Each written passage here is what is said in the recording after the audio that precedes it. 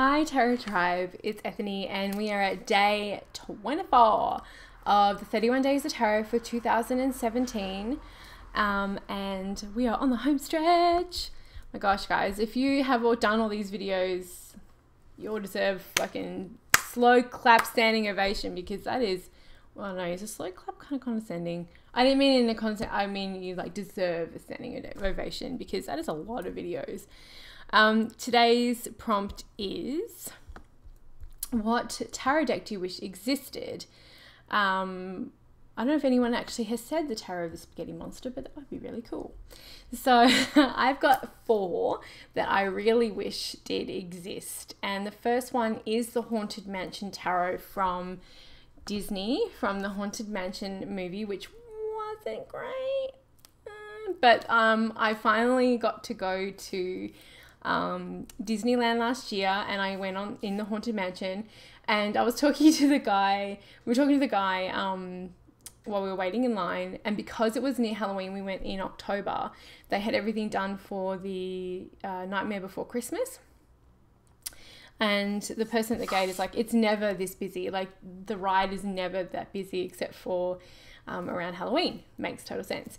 So if you can remember, there is a tarot deck that is the Madame Fortuna, I think her name is, uses, and it's really cool.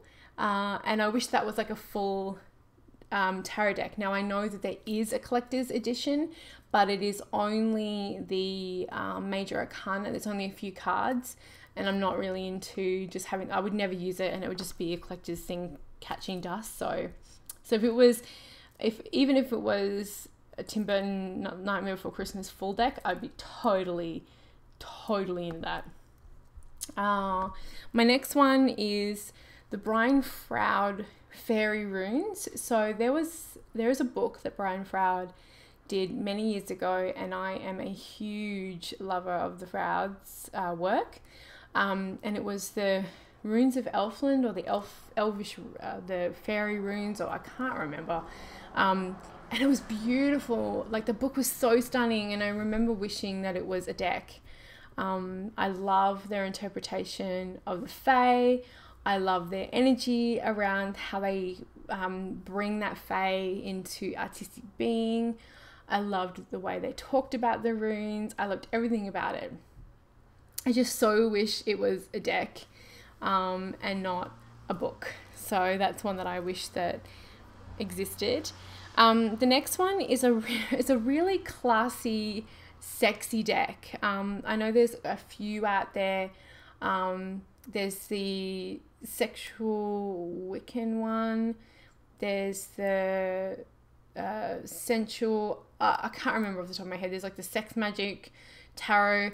But I feel like a lot of those decks kind of don't get it wholly right from my perspective. It's like, know your audience, and I feel like it's got the wrong audience. There's even the Sex Tarot, which is kind of like a Kama Sutra.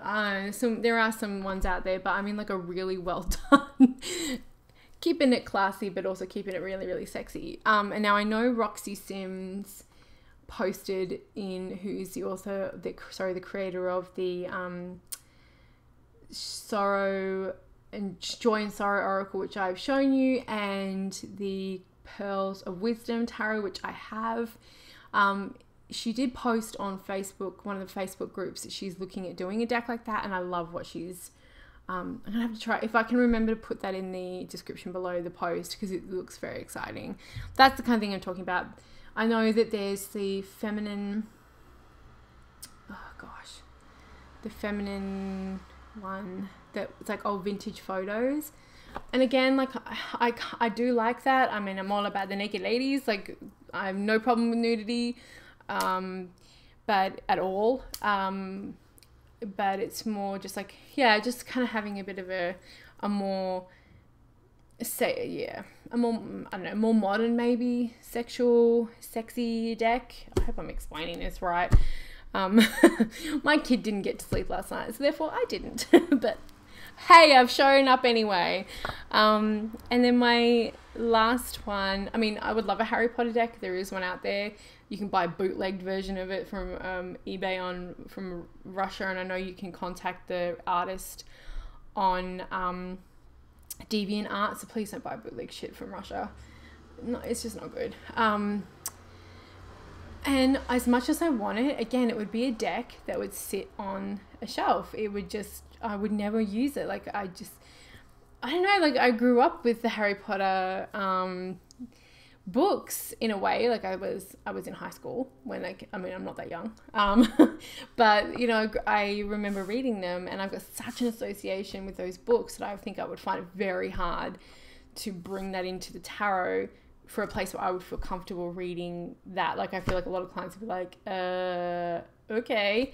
As much as I think that DeviantArt one has the most stunning Harry Potter artwork I think I've ever seen.